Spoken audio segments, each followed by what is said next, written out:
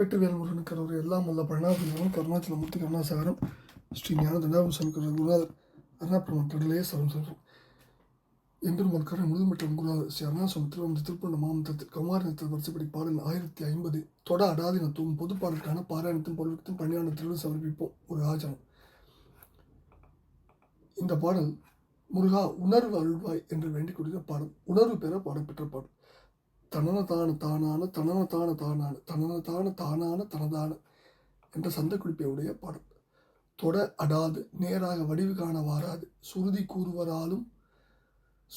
கூறுவாராலும் எதிர்கூற துறையில்லாது ஓர் ஆசை இறைவனாகி ஓர் ஏக துரியமாகி வேறு ஆகி அறிவாகி நெடிய கால் கையோடு ஆடும் உடலில் மேவி நீ நானும் எனவும் நேர்மை நூல் கூறி நிறைமாயம் நிகழில் காலனார் ஏவ முகரியான தூதாடி நினைவோடு ஏகும் ஓர் நீதி மொழியாதோ அடல் கெடாத சூர்கோடி மடிய வாகை வேல் ஏவி அமர் செய்வீர ஈராறு புயவேளே அழகினோடு மானியினும் அறிவை காவலா வேதன் அறியும் வாழ வானாளும் அதிரேக்கா கடுவிடா கலாரூப நடவினோத தாடாட கருதிடார்கள் தீமூல முதல் நாடும் கடவுள் ஏறு மீறு ஏறி புதல்வ காரணா வேத கருணை மேறுவே தேவர் பெருமாளே.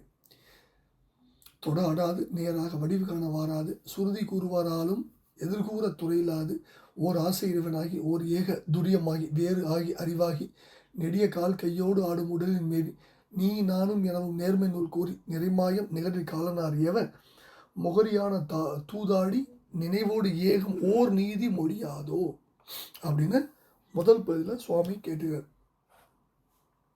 எப்படி பொருள் வருதுன்னா, தொடுதற்கு முடியாததும் நேராக அதன் உருவத்தை காணுதற்கு கிட்டாதுமாய் வேத பொருளை கூற வல்லவராலும் விளக்கமான விடை கூற வழியில்லாததாய் ஒப்பற்ற நம்முடைய விருப்பத்துக்குரிய கடவுளாய் ஒப்பற்று ஒரு பொருளாய் நிற்பதாய் துரியமாகி தன்மயமாய் நிற்கும் உயர்நிலையதாய் பிரிதாய் அறிவாய் நீண்ட கால் கை இவைகளோடு உழவுகின்ற உடலில் இடம் கொண்டு நீ என்றும் நான் என்றும் ஒரு நேர்மை துவைதமாக கூறுகின்ற நிலைமை நூல்களால் கூறப்பட்டு நிறை மாயம் அதனால் நிரம்ப ஏற்படுகின்ற மாயமான உணர்ச்சி யாது என்று இன்னது என்று விளங்க இல்லையே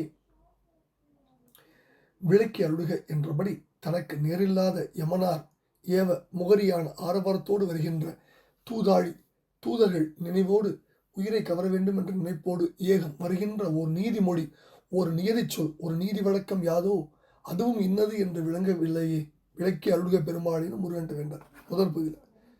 ரெண்டாவது பகுதி அடல் கெடாத சூர் கோடி மடிய வாகைவேல் ஏவி அமர் செய்வீர ஈராறு புயவேளே அழகினோடு மானினும் அறிவை காவலா வேதன் அறியும் வாழ வானாடும் அதிவேகா கடுவிடா கலாரூப நடவினோத தாடாட கருதிடார்கள் தீமூல முதல் நாடும் கடவுள் ஏறு மீறு ஏறி புதல்வ காரணா வேத கருணை மேறுவே தேவர் பெருமாளே. தன் வலிமை கெடாத சூரர்கள் கோடிக்கணக்காக இறந்துபட்டு ஒழிய வெற்றி வேலாயத்தை செலுத்தி போர் செய்த வீரனை 12 திருப்புயங்கள் கொண்ட செவ்வேளை அழகு நிரம்பிய மான் பெற்ற வள்ளி பெண்ணின் காவலனை பிரம்மனும் திருமாலும் வாழ வானுலகை ஆளும் அதிரேகா மேம்பாடு உடையவனை விஷம் நீங்காத கண்டத்தை கழுத்தையுடைய உருவத்தனும் நடவினோத தாடாடும் கூத்துக்களை அற்புத வகையில் செய்யும் மேன்மை உடையவனும் கருதிடார்கள் பகைவர்களாகிய திரிபுரத்தினர் தீமூன்றடிய முன்பு நாடி பொருத கடவுளும் இடவத்தின் மேல் ஏறி வருபவருமான சிவபெருமானுடைய புதல்வனை மூலகாரனை வேத பொருள் என்றானவனை கருணை பெருமலையே தேவர் பெருமாளை நீதி மொழியாதவன் கேட்டுகிறார்.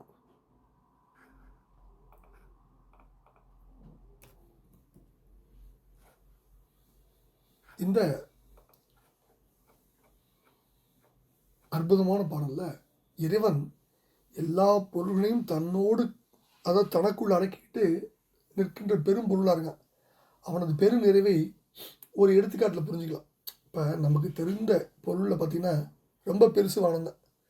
வானம் எல்லா பொருளுக்கும் இடம் வந்து நிற்குது. நிலம், நீர், தீ, காற்று எல்லாத்தையும் தன்னகப்படுத்தி நிற்குது. எண்ணற்ற கோள்களையும் விண்வெளிகளையும் தனக்குள்ளே தாங்கி நிற்குது. அந்த வானை போல இறைவன் எல்லாவற்றையும் தன்னுள் அடக்கிக்கிட்டு நிற்கிறான். எல்லாவற்றிற்கும் தானே ஆதாரமாக நிற்கிறான். எல்லாவற்றையும் அவனே செயல்படுத்துகிறான். இதனால் அவனே மேற்பொருள் அப்படிங்கிறது நமக்கு விளங்க வைக்கிறார் சுவாமி.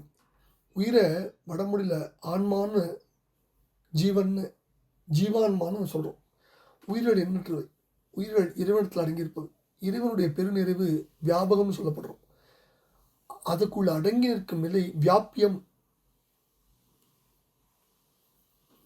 என்று அழைக்கப்படும். அந்த முறையில் இறைவன் வியாபகம், உயிர்கள் இறைவனிடத்தில் வியாபியம்.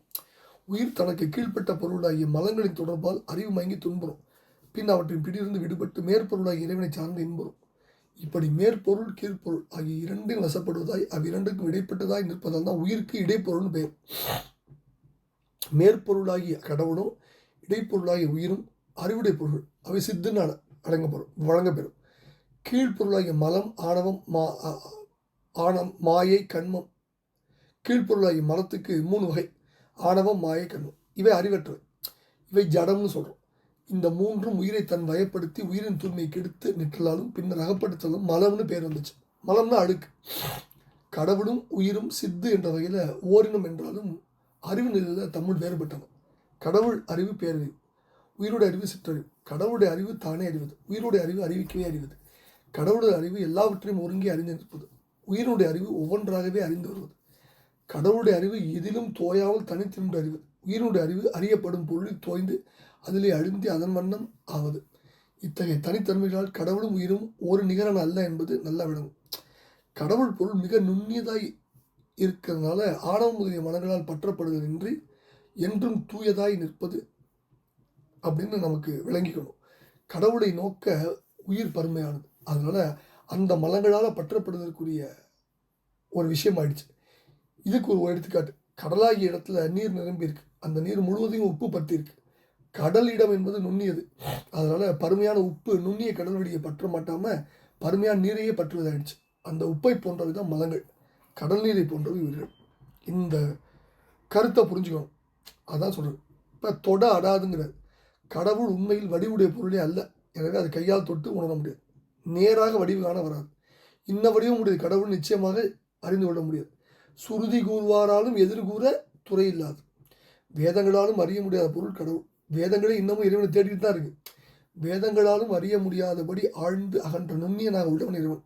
வேதங்கள் ஐயா ஓங்கி ஆழ்ந்து அகன்ற நுண்ணியனேங்கிறார் மணிவாசத்தில். ஓர் ஆசை இறைவனாய் இறைவன் அவரவர் கருதும் வடிவில் எழுந்தருள் புரிவான். ஓர் ஏக துரியமாய், துரியம்னா யோகிய தன்மயமாய் நிற்கும் ஒரு பொருள். பேராய் வேற்றாகி வெண்ணாகி நின்றாய் போற்றியும்பார் அப்பர். அறிவாய் இறைவன் மேலான அறிவுடையவன, அறிவு வடிவாக இருக்கான். அறிவும் அறியாமையும் கடந்த அறிவு தெரியுமேன்பார் அருணைய பெருமான். நெடிய கால் கையோடு ஆடும் உடல் நிமை, உயிருக்கு உயிராக இருந்து அவள் இயக்குபவன் இறைவன் தான். நீ நானும் எனவும் நேர்மை நூல் கூறி நிறை மாயம் யாதோ. எல்லா பொருளும் இரண்டரை கலந்து நிற்கும் அறிவு பொருளாகிய இறைவனை தனிப்பொருள் எனவும் உயிரை தனிப்பொருள் எனவும் 2 விதமாக நூல்கள் சொல்வது அறியாமல். ஏன் இப்படி சொல்லப்படுங்கிறது குருநாதனாக எழுந்தருளி விளக்கி அவருடைய அறுமுக பெருமானை வேண்டுகிறார் முருகவேல். ஏன் இப்படி சொல்லப்படுது என்பதை நமக்கு விளக்கக்கூடிய ஒரே சக்தி முருகப்பெருமான் தான். அவனை தவிர யாரும் விளக்க முடியாது. அதனால் அவன்கிட்ட வேண்டுவார். நிகரில் காலனார் ஏவ முகரியான தூதாடி நினைவோடு ஏகும் ஒரு நீதி மொழியாதோ.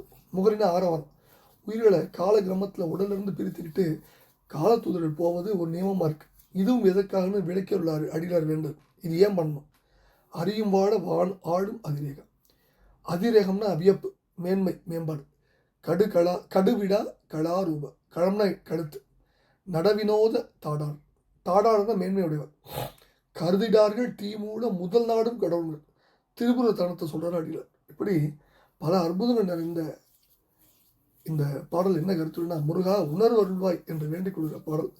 இந்த பாடலை பழனியாண்டம் திருவடி சமர்ப்பித்து அவன் அருளுக்கு பத்திரமும் வெற்றிவேல் முருகனுக்கு குருநாதர் அருணா பெருமான் திருடைய எல்லாம் அல்ல பழனி பெருமான் திருவடிக்கு சமர்ப்பம். முருகா முருகா முருகா முருகா.